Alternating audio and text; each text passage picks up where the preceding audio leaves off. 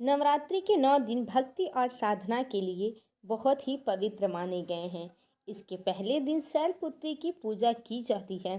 शैलपुत्री हिमालय की पुत्री है। हिमालय पर्वत जो कि अडिग है, उसे कोई हिला नहीं सकता। जब हम भक्ति का रास्ता चुनते हैं तो हमारे मन में भी भगवान के लिए इसी तरह की अडिग विश्वास होना चाहिए, तभी हम अपने लक्ष्य तक पहुंच सकते हैं।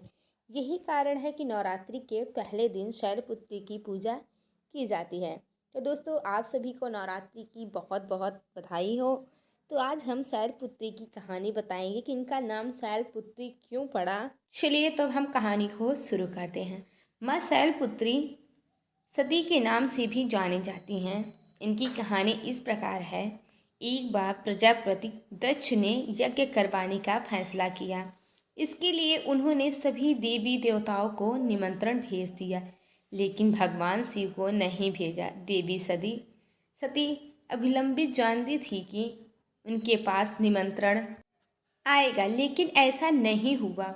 वो उस यज्ञ में जाने के लिए बेचैन थी, लेकिन भगवान शिव ने मना कर दिया। उन्होंने कहा कि यज्ञ में जाने के लिए उनके पास कोई भी निमंत्रण नहीं आया था और इसी वजह से वहां जाना उचित नहीं था। सती नहीं मानी और बार बार यज्ञ में जाने के लिए आग्रह करने लगी। सती के न मानने की वजह से शिव को उनकी बात माननी पड़ी और अनुमति दे दी। सती जब अपने पिता प्रजापति दक्ष के यहाँ पहुंची तो देखा कि कोई भी उनसे आदर और प्रेम के साथ बातचीत नहीं कर रहा है। सारे लोग मुंह फेरते हुए और सिर्फ उनकी माता ने स्नेह से उन्हें गले लगाया।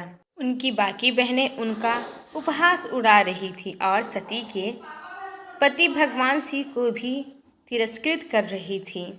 स्वयं दक्ष ने भी अपमान करने का मौका न छोड़ा। ऐसा व्यवहार देखकर सती दुखी हो गई और अपना और अपने पति का अपमान उनसे सहन न हुआ और फिर अगले ही पल उन्होंने वो कदम उठाया जिसकी कल्पना स्वयं दक्ष ने भी नहीं की होगी।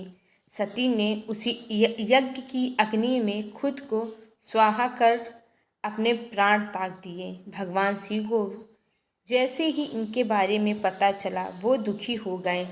दुख और गुस्से से ज्वाला में जलते हुए शिव ने उस यज्ञ को ध्वस्त कर दिया।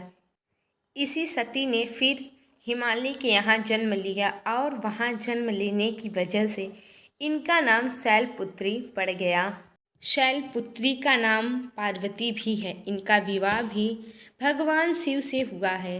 माँ शैलपुत्री का वास काशी नगरी वाराणसी में माना जाता है। वहाँ शैलपुत्री एक बेहद प्राचीन मंदिर में, जिसके बारे में मान्यता है कि यहाँ माँ शैलपुत्री के सिर्फ दर्शन करने से ही भक्तजनों की मुरादें पूरी हो जाती हैं। कहा तो यह भी जाता है कि नवरात्र के पहले दिन यानी प्रतिपदा को जो भी भक्त माँ शैलपुत्री के दर्शन करता है उसके सारे वैवाहिक जीवन के कष्ट दूर हो जाते हैं। क्योंकि माँ शैलपुत्री का वाहन विश्व है, इसीलिए उन्हें विश्वरूढ़ा भी कहा जाता है। इसके बाएं हाथ में कमल और दाएं हाथ में त्रिशूल रहता है।